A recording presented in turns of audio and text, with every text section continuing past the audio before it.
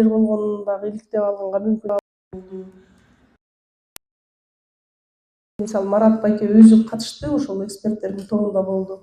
Булар архивдерден канчанча жыл өтүшкөн бир постановленияны көтөрүп келишти. Редакцияларга колдонууга тыюу салынган сөздөр жана сөз тизмектери деп бир 60тан ашык сөз тизмектери жүрөт.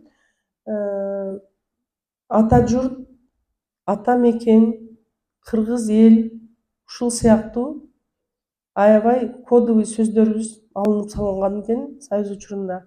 Андан кийинки периоддагы макалаларды карасаң, биздин родинабыз деп биз макала жазган экенбиз. Мунун баардыгы бүгүнкү тилдеги кыргыз тилибиздин сапатына таасири өтө чоң экенин көрсөткөн изилдөө.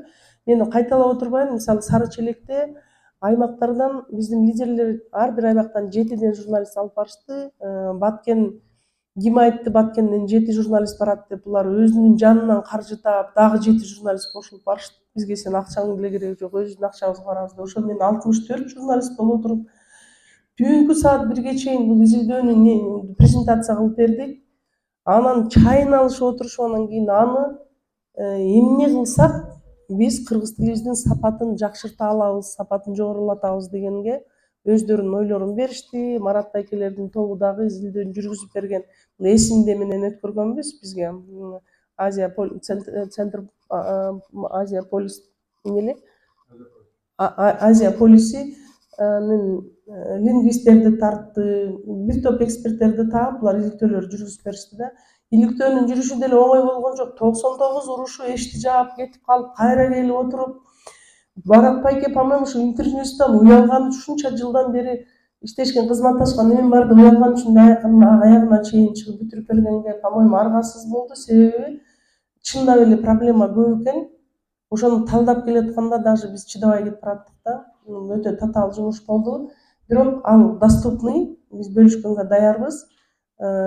Аймактык журналисттер менен биз кеңешип булардын оюн топтогонбуз. Октябрдан баштап Бишкектеги журналисттер менен, тилчилер менен эметип отуруп, буга дагы биздин программабызда бөлүнгөн өзүнүн орду бар.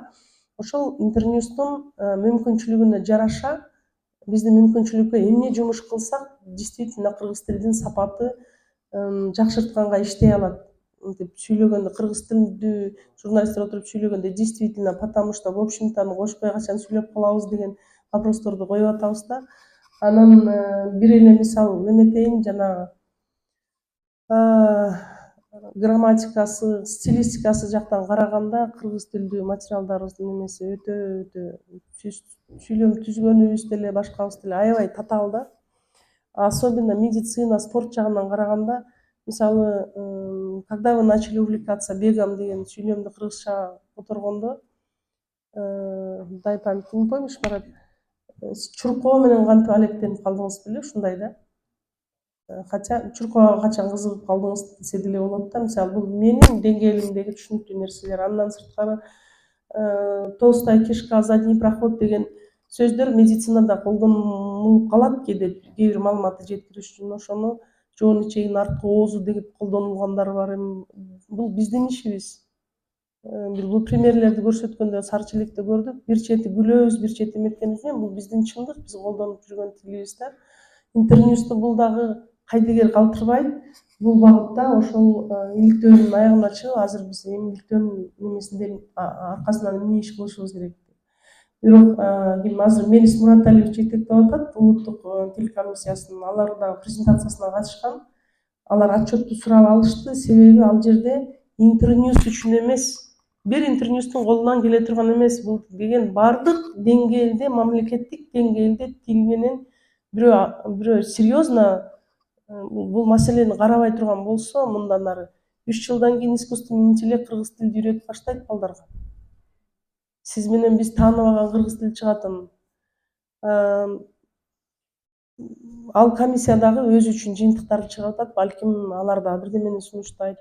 Мисалы, орфоэпиялык словарь жок экенин көрдүк. Ошол эле учурда 300дөн ашык словарыбыз бар экен, алардын сөздүктөрүнүн бирөөсүн кандай десем, бирөөсү гана электрондоштурулган болуп атат, электрон жок деп.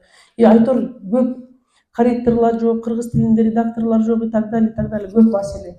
Ошол багытта биз жанагы слайдка буга чейинкисине кайра кайтылсаң, жана айтып атпайбызбы, анан көпчүлүк айткан немесинде иликтөөдө да бар, геналык журналисттерде дагы ошону тастыкташты.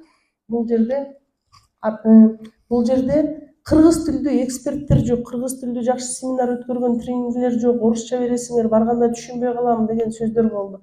Бул багытта биз уже алгачкы кадамдарды жасай баштадык. Жакында эле кыргыз тилдүү тренерлер үчүн даярдоо тренинг өттү. Мындай кыргыз тилди үйрөткөн жокпуз биз аларга. Кыргыз тилдүү эксперттерди, медиа эксперттерди кантип кызыктуу, эффективдүү, жеткиликтүү тренинг өткөрүү ыкмаларын үйрөттүк. Бул да болсо ошол иликтөөбүздүн негизинде жасалган аракеттерибиздин бири.